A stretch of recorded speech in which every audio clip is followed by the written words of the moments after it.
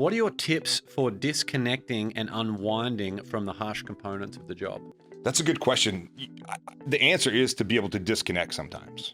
And I'll give you just a quick story on how I did it in SEAL training once upon a time is, Hell Week. You have breakout, which is like the first hour or two, and it's just like guns and explosions, and they're telling you to do all these things, and it's just absolute chaos, and they're trying to replicate combat.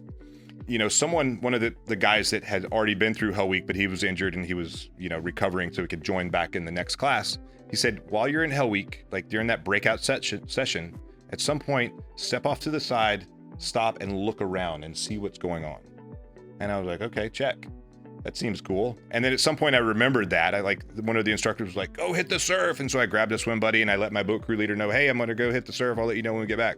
And I'm taking James with me. So when we run down and we hit the surf and we come back, hey, we're back. And instead of me like going back and start doing 8-count bodybuilders or whatever silly thing they were having us do, yelling, I just kind of stopped and I looked around.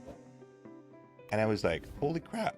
They're like, the building around the Buds compound, it's like 2 stories and there are balconies outside. It was full of people. I had no idea all those people were there. I was looking at people. And then I looked at all the chaos that was going on and I was like, oh, this is cool. So just taking a minute to stop looking completely into the chaos that you're in. If you can find a way to just like step back, remove yourself from the chaos mentally, think about it, like look around and see what's actually going on and I see this in businesses because I do a little bit of business and leadership coaching, and I see the employees, they're so involved in what's going on with them and they're like, we should be doing this and this and this. And they don't stop to ask why the business is doing the things that the business is doing.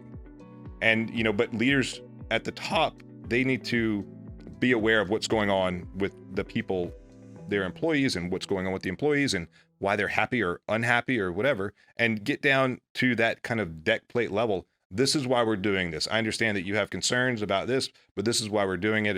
And if we can have some sort of compromise in the middle, we will. But it's hard to say don't be emotionally involved because you're going to be emotionally involved. But if you can find a way to detach and just be a little less emotional and look at it from a different perspective, say, what if it were me? Then I think it'll be a little easier to